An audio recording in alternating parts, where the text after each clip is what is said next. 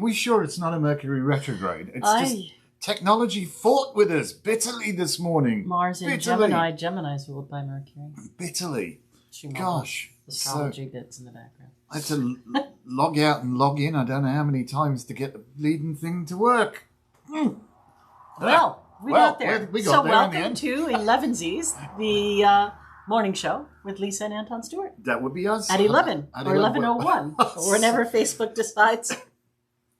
We're a little late, which is, we're keeping you on your toes this week because yesterday, as you know, we were ridiculously early. But the good news is you got I think it's out. I don't know. Our brave and valiant doctor managed to fix your finger. We hope. Well, it seems to be not so bad. You got some antibiotics. Yes, I'm on antibiotics. That's all good. lovely. All right. So today, what are we talking about today? Is Which Way Wednesday. And tonight is Which Wears Wednesday. So you have to figure out which is which. Which is which.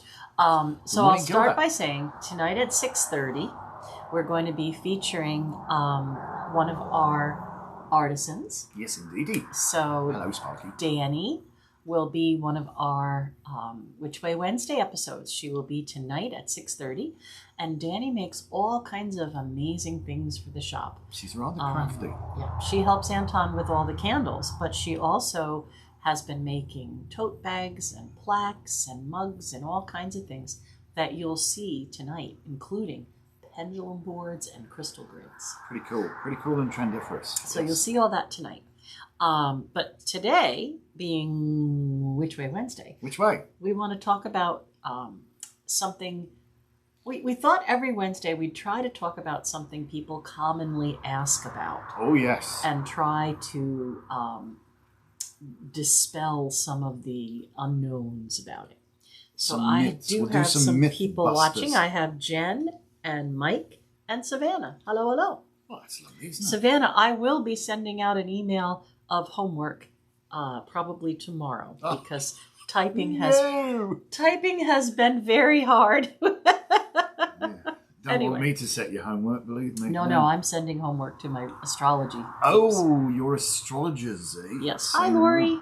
Say no more. All right. So today we're going to talk about what I like to refer to as old wise tales instead of old wives' tales. Well, yeah, but this one isn't, though. It's not wise, is it? No. This is completely incorrect. Right. But anyway, so that's what when people say, oh, it's an old wives' tale, I like to refer to that as old wise tale. Well, yeah, because wise women, that may have where it came from, and slightly So what we're going to talk about today is the question we get asked tons of times. Once or twice, I think.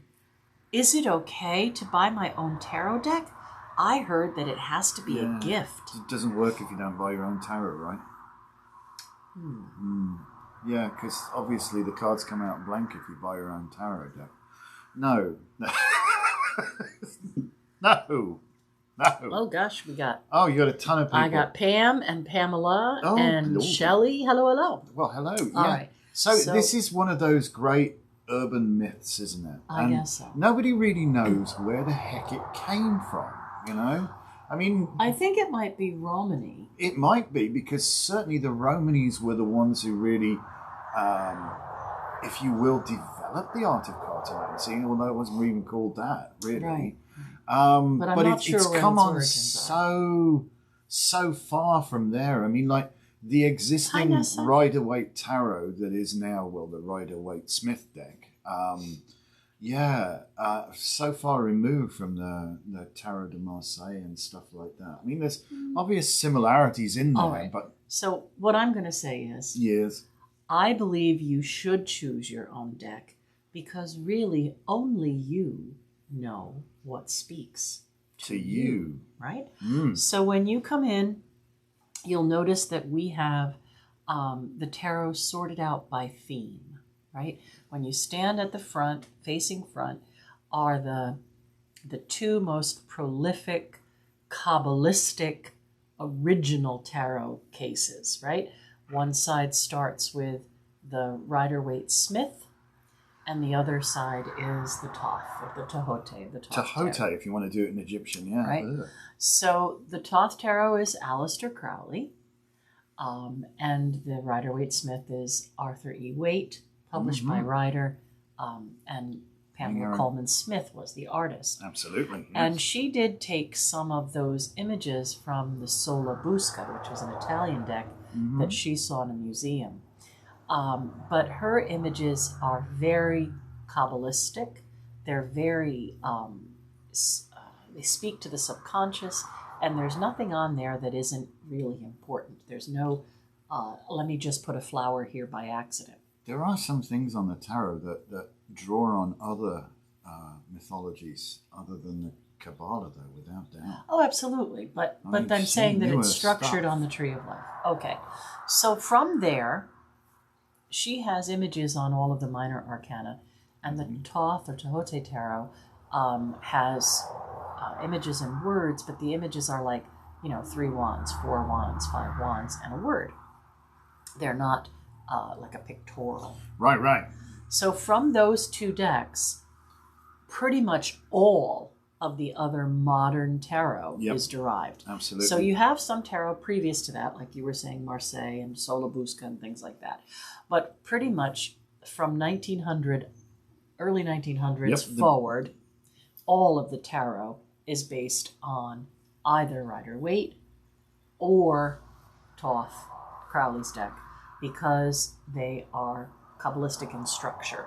They have major arcana, minor arcana, 4 suits, that kind of thing. However, from that, you can see tons of different themes, right?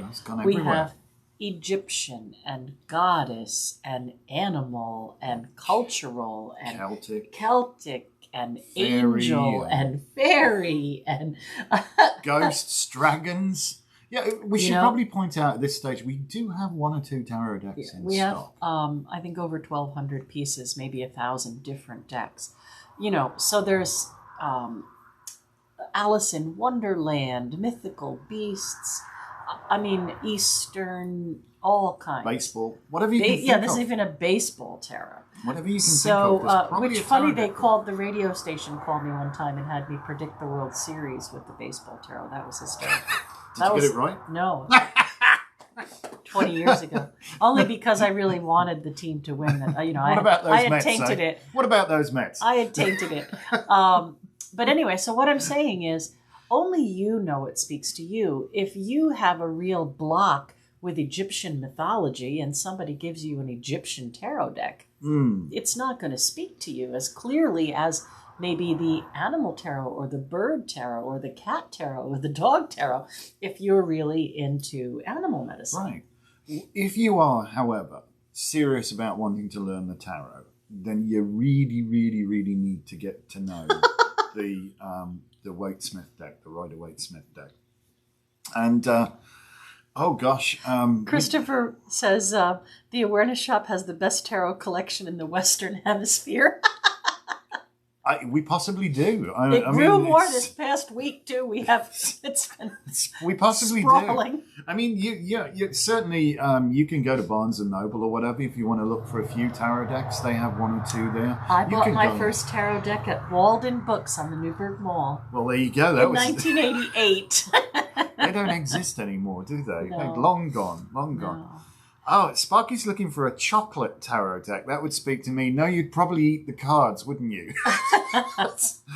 I seem to be missing a few cards. I don't know what happened. Right. I've realized this year, too, that, my gosh, I've been reading professionally since 1989. So I've been reading over 30 years. You're giving your age professionally. away, yeah. Well, no, the fat spreads out the wrinkles. No one will ever know how old I am. But anyway. Witches never say. Witches don't say, yes. So I'm really an advocate of choosing the tarot that speaks to you, much like trying to choose a crystal, really. Sometimes when people come in and they say, I want a new crystal, I'm not sure what I want, we tell them to walk around and see what stands out to them or what calls to them. Quite literally jumps out. We encourage people to spend time in the crystal room or the tarot room. Mm-hmm. Spend time in there. Look at it. Take out the deck. Look at the back of the deck. Oh, this herbal, the herbal tarot. That's beautiful. And I already know about herbs. I know what mugwort does, and I know what Artemisia does. So this is a really cool deck for me. So definitely pick your own. You don't have to have it as a gift. I would also suggest a tarot pouch and a laying out cloth. Yeah, here, look, show them what you've got on yours, because this is kind of good, because you will get very connected to Tina and I actually have made over 200 of these tarot bags. Oh, goodness gracious. Yeah, we've got to sew some more. So I have what I call, it's called a casting cloth in my tarot deck. So it does two things. It is a barrier. Nobody can see that. Nobody can see that? Nobody can see. Now they can now. It's a barrier between the surface that I'm laying my cards out on and my cards, right? So I might have a designated table at the shop where I read tarot, but what if I go and do a party somewhere and, I'm reading on someone's kitchen table and it's wooden and it's got all these vibes from who knows what on it, or especially like a bar, if you're going to go read at a bar. Well, it's probably a bit sticky. So you want something that you can make a barrier between your deck and the table. And then it also kind of works as a wrapping. I can wrap my tarot up in it and put it in the bag. And then I have a couple crystals in there. I have a kyanite and a black tourmaline and things like that. Yeah, it's like one of these days, I suppose, on Which Way Wednesdays, we'll be talking about magical contagion. Which is it's a real thing. It is absolutely a real thing. And, it's like any tool. I mean, if you make your living with a tool, you should look after that tool. You really should. I mean, if you are a mechanic and just put away your wrenches all coated in oil and, gunge and everything, They should be stored neatly and properly and wiped down and cleaned and ensure they remain in perfect functioning order. Yes, absolutely. You can smudge your tarot if you think that you've read for someone who was very disrespectful to their energy or something. And you allowed them to touch your tarot for whatever reason, then you could smudge your deck. Yeah, and keep it in a sacred space. Keep it in a place, and it is your connection to the divine. That's what divination is. And so you should handle your tarot deck with love and with care, and you will get very, very attached to it. I know I've had mine over 20 years now. Yeah, it's just the same deck. Yeah, I'm on my second deck in over 30 years. They don't last forever, indefinitely, but if you look after them, they'll last especially longer. If you're going to read 3-4 days a week, they get used. And I don't mean the energy gets used. The tarot is a living, speaking, amazing tool, but they are made out of the physical cards. The physical cards will get sticky or whatever. The other question I really wanted to just talk about very quickly is, what is the difference between a tarot and an oracle? I know the answer to that question. All right. A tarot deck has 78 cards, unless, of course, it's the Thoth deck where they added an extra card. You've got a couple alternates in there. Right, there's alternates in there. But a 78 card deck, it has 22 major arcana, 3 rows of 7 in the Fool, and it has 4 suits that represent the 4 elements, with court cards and numbered cards. So that is a tarot, 78 cards based on the tree of life. You can place all those cards on the tree.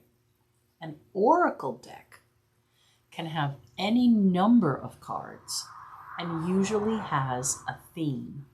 Like, this is the Gaia oracle or the bird oracle or the fairy oracle or the crystal oracle or oracle, whoever knows. Yeah, fairy oracles, etc. Again, one of these might very well speak to you. And I think that oracle was sort of born out of the need for people to be able to read intuitively, right? If you're going to be a tarot reader, you absolutely are using your intuition and your psychic awareness. But when you look at the imagery in a tarot, it is specific and it speaks to the subconscious, and it is part of those archetypes. Yeah. When you have an oracle deck, you have a lot more freedom, right? Because you don't have a certain number at the top where that number has to be connected to something on the tree, a path or a sphere. If, an oracle deck, sometimes they don't even have numbers on the cards. No, they may not. They might just have words or images. They might have 56 cards, they might have 42 cards, whatever. 38 cards, 110 cards. But they will always come with like a book, won't they? So if you just want to dive straight in, if you whatever oracle you choose will most definitely come with some guide that interprets it. Some are beautifully bound books, and some are just small pamphlets. Sean and Kim and a whole bunch more. Gosh, isn't it lovely when people join us? We love that. We love that. Thank you for watching. So there's nothing wrong with an oracle deck. Oh, goodness, no. But it is kind of like a little brother or a little sister. And sometimes an oracle deck is great to use to close a reading or to spark the start of a reading. Can be, yeah. It's just pull a card for inspiration. It's kind of cool. All right, we got to do card of the day. Pulling cards for inspiration. Yes. If you're watching if you're watching this, Seven of Swords, eh? We know. All right, we have both probably a different interpretation for this. We are, because everybody does. So this is our card of the day, which means I have to give you advice for today based on this. I'm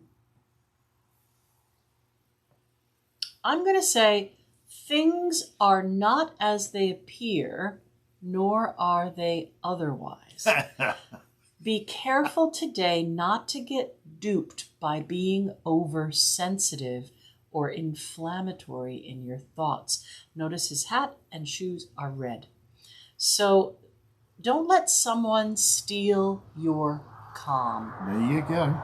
Right? Harsh and mellow. Think it through and try not to be oversensitive today, because you may be reacting instead of responding. So that's my reading for today. And you know, what she said and some more as well. So what's going on in this card, I love this. This is an army at camp. And we can see just in the back of the picture here, I wish we had two cameras. We'll get around to doing this. Yeah, there's people coming to the rescue, aren't there? Well, are they or are they there? There's like, to me, it looks like, you know, no, it looks like there's a brigadier giving orders, say, right, tomorrow morning, men, we're going to attack the enemy on this brilliant pincer movement from both sides, and we'll catch them with the pants down, and we'll be brilliant. Of course, this urchin's stealing all the swords. So come tomorrow morning, they're just going to have to say, well, very naughty people, and shout. And so what this is, I think this is the card that best described as life is what happens when you're busy making other plans. Keep your eye on the prize.